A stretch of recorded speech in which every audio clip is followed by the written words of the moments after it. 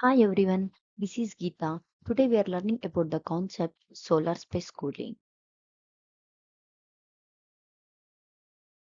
Here the contents are definition, how solar cooling works, and the block diagram of solar space cooling, challenges of solar cooling, and the applications.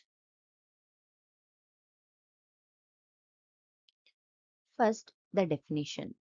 Now, the solar cooling is a system. It converts heat from the sun into cooling. It can be used for refrigeration and the air conditioning. A solar cooling system collects the solar power and it uses for thermally cooling process. It uses to decrease and control the temperature for purposes like the generating chilled water or the conditioning air for a building purpose.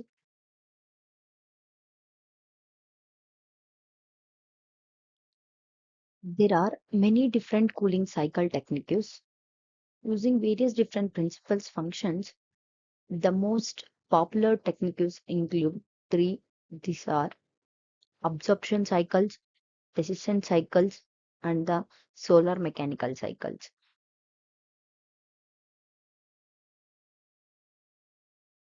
Now, how the solar cooling works? Here, the solar cooling system typically includes three components. There are three core components it includes. First one is a solar collector. A solar collector means as a solar panel. It is used to convert solar radiation into the heat or the mechanical work. Now, the second one is refrigeration or the air conditioning plant. It is used to produce the cooling. First one is the solar collector. It is used to convert the solar radiation into heat or mechanical work. Second one is the refrigeration. It is used to produce the cooling. The third one is heat sink. It collects any rejected heat and it radiates it away from the system. These three are the core components which a solar cooling system includes.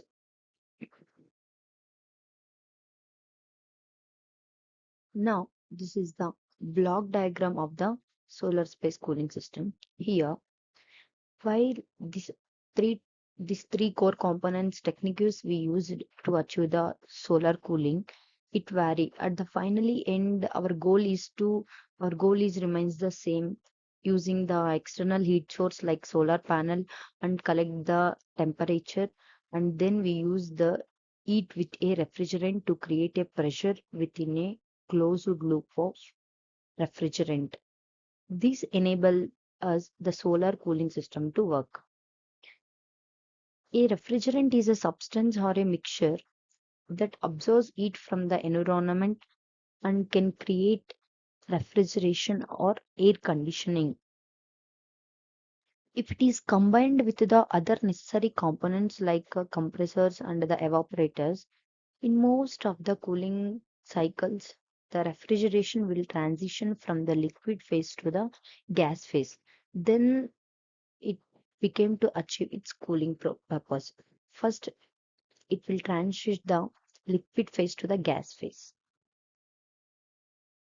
Now, we learned the three cycles. The first one is the absorption cycle. Here, in the absorption cycle, the cooling process will continue. Here, in the first, the absorber holds an absorbent refrigerant mixture that is delivered to the generator through a liquid pump. First one is the absorber. It holds an absorbent refrigerant mixture. It delivered to a liquid pump. Then the generator takes the absorbent refrigerant mixture. Then eats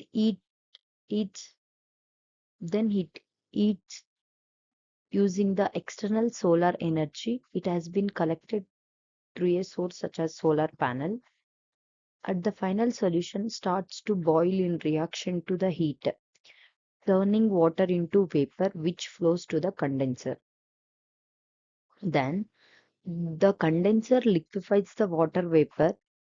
It rejects the heat in the process which is collected by the heat sink. The new liquid condensate is then directed towards the evaporator through an expansion valve.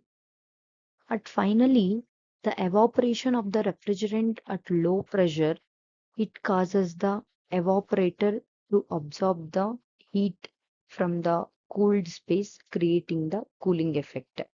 In this absorption cycle phase, it mainly takes the cooling process. At the end, the vaporized refrigerant it returns to the observer and the cycle repeats. Solar power is responsible for the driving this cycle.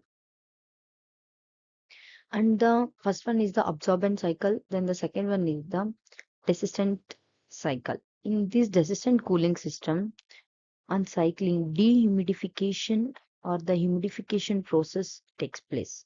It uses substances and materials that readily attract water from their surroundings for dehumidification. These materials are known as the desiccant. The desistants are regenerated in the cycle by applying a solar power. Here, the desistant cooling systems it can operate with both liquid and solid desistants. The desistant cooling process progress like first the desistants it absorb the water vapor and remove the moisture from the process air in the dehumidification. First, it absorbs the water vapor and it removes the moisture from the air in the dehumidification, or it absorbs. It transfer results from the difference in vapor pressure, it releasing the heat due to the condensation of water and creating a heat exchange. Now, the air is then introduced into the space or it an evaporative cooler for further cooling, while the diluted desistant is sent to the refrigerator. Before the diluted desistant can enter the refrigerator, it must pass through a liquid heat exchanger and heating cool in order to rise its temperature. Once the regenerator for the heated diluted desistant is exposed to regenerative air, it causes a moisture to transfer from the diluted solution to the air. This transfer is due to the created difference in vapor pressure. Next, the resulting more concentrated desistant passes through the liquid heat exchanger once again as well as cooling coil. It concentrated desistant passes through the liquid heat exchanger as well as the cooling coil, and then it moves back into the dehumidification unit. This cycle to repeat, allowing this cycle to repeat to cause the descent cycle. Now, at last, the third cycle in the third technique, solar mechanical cells. Here, it works very differently from the absorption and the desistant cycles. In the absorption cycle, it goes to the cooling process. In the desistant cycles, it forms the dehumidification. Here, in the third technique, solar mechanical cycles, it works very differently compared to the absorption and the desistant cycles.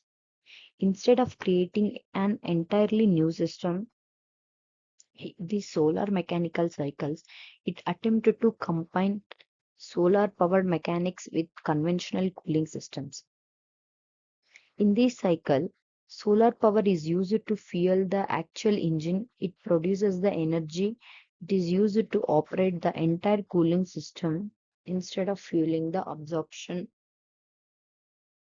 like it does in both the absorption and the desistant cycles. These are the three cycles in the solar space cooling.